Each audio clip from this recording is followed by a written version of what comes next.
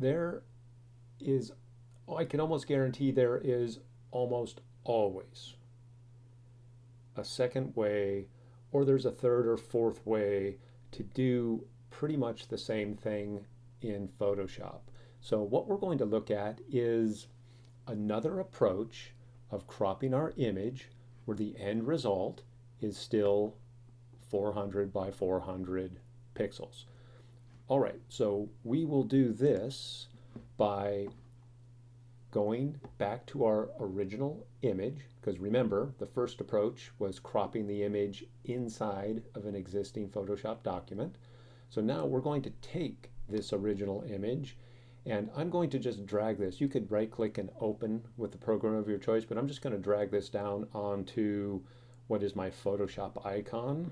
So you're not seeing that, but that is what's happening. And my image is now the entire Photoshop document. And if we go up to image, image size, we will see the size of our document and the resolution of this image from its original start point. So I'm going to go ahead and click OK. Now the background is the image of the truck and the layer is locked. Now we could probably create the task we're going to without unlocking the layer, but let's go ahead and unlock the layer anyway. So we'll double click, and instead of layer 0, let's call this Ford F100 truck. And again, I point out I'm not leaving spaces in any of my names. Okay? And that's a good habit for you to get into with all of your digital files. Do not leave spaces. If you don't like to use hyphens, use, excuse me, here, let's do Ford underscore F100 underscore truck. Okay? It's really up to you. But again, just don't use, don't leave spaces. All right, so I'm going to click OK. I'm going to leave this one with underscores. We'll click OK. And now our layer is unlocked. So in many cases, you're going to have to unlock the layer, the background layer, so you can make the edits that you need to. All right, now I'm going to be careful in this example to not click save at any time, because I don't want to edit the actual original file. I just want to use this document to get to a point, and then we will export the file, leaving the original alone. Okay?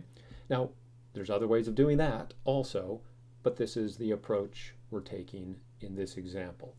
All right, so now what we will do is let's go over and get the crop tool, and I'm going to delete the cropped pixels, because if I do not, then I'm not going to get the end result that I'm looking for, because those pixels will still be available.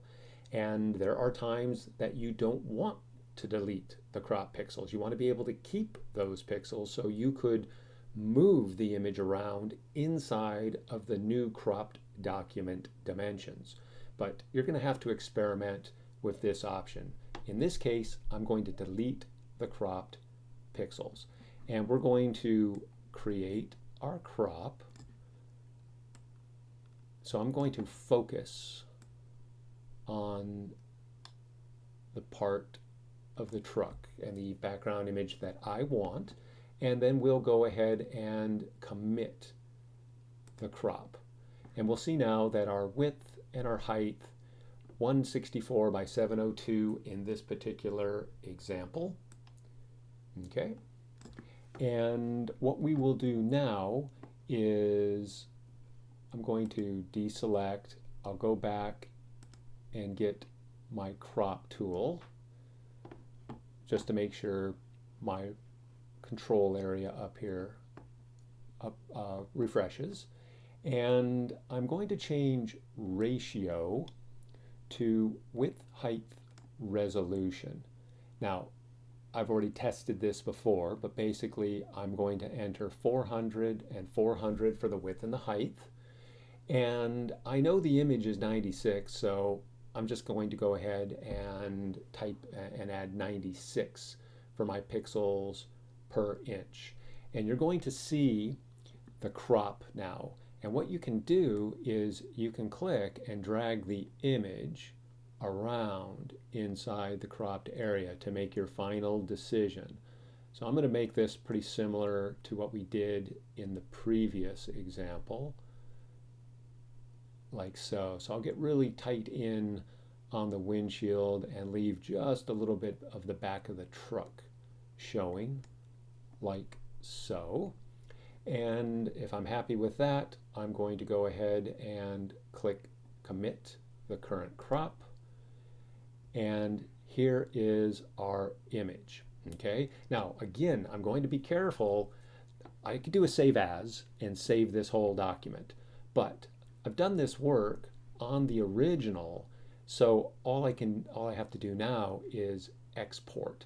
So what I'm going to do is go over, and if it might help here, I'll just zoom in a little bit. I'm going to go over to the layer and I'm going to right click and I'm going to select export as. And then I'll look at the export window here.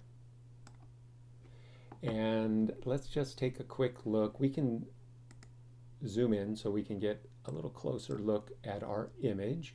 And the first thing I'll do is I want my format to be JPEG because that's one of the requirements. And the quality, we're going to adjust the quality. And the idea here is to reduce the quality to a point that you keep the quality of the image to an acceptable level, but you want to make the file as small as possible. So it's sort of a game of keeping as much visual quality, but getting the smallest file size. So at 100%, we're at 127 kilobytes, which isn't terrible, but we can do better. So I'm going to try 70, okay? And if I just click over here, then we will commit that change, and we'll see that we have gone down to 53. And I'm not really seeing a super change here, okay?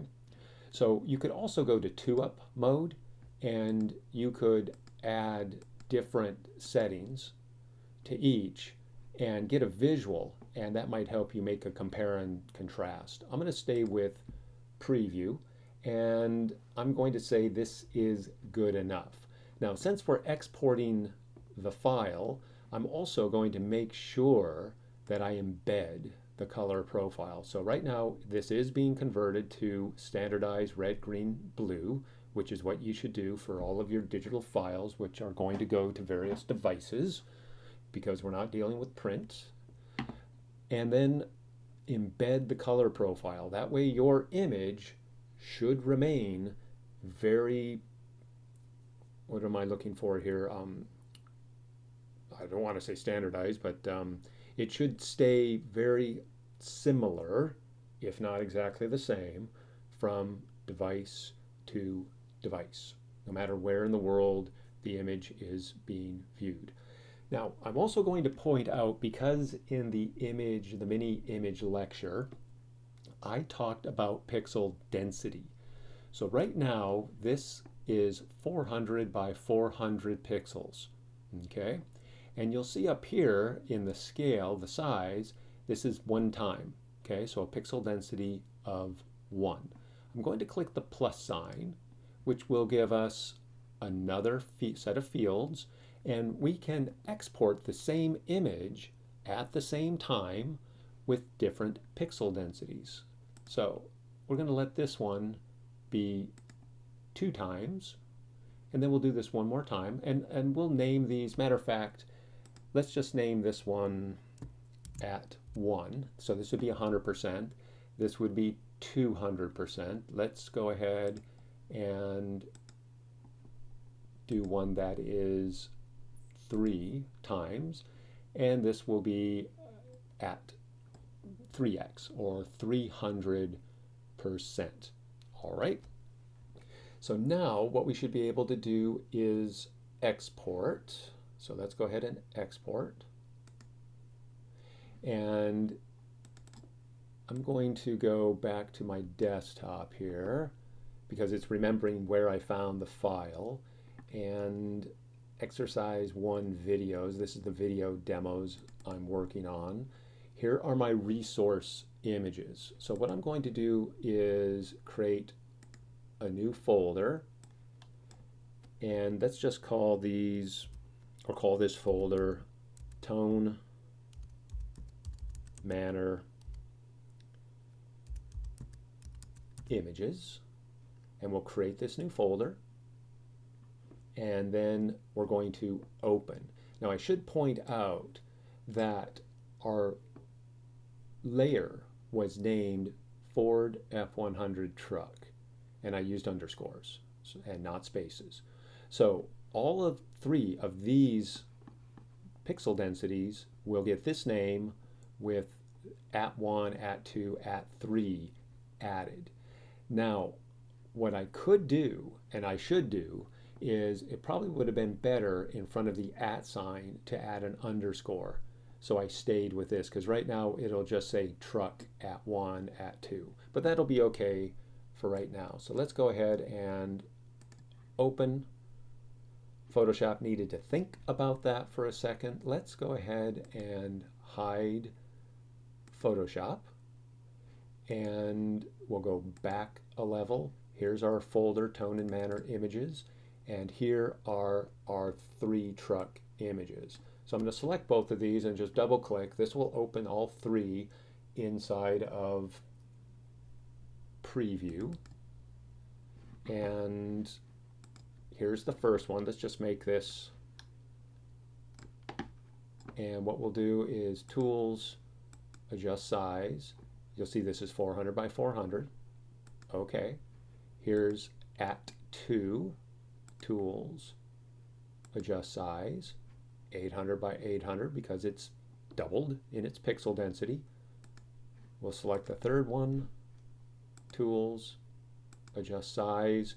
You'll see this one is 1200 because it's 3 times the pixel density. All right. You'll also notice that the resolution was changed to 72, and that's a Photoshop thing, and that's kind of an old school thing, that the images back in the day were 72 pixels, width and height, pixel aspect ratio is square. Photoshop still hangs on to that 72, even though more of a new school approach is 96. So these are things that you're just going to have to sort of get used to. But the plain and simple truth is the width and the height is what's important. The resolution isn't at this point. It's not as important anymore. Meaning, if we set this resolution to 1, but we told the image to be 1200 by 1200 pixels, it will be 1200 by 1200 pixels. If we told the resolution to be 5000, well, the resolution would be 5000, but as long as the width and the height are set to 1200, the image will be 1200 by 1200. Okay, so I'm going to go ahead and just click OK. We're going to close, and we now have our 3 cropped images, 3 different pixel densities, okay, and a crop approach, which gives us the end results of the first few videos, just in a different way.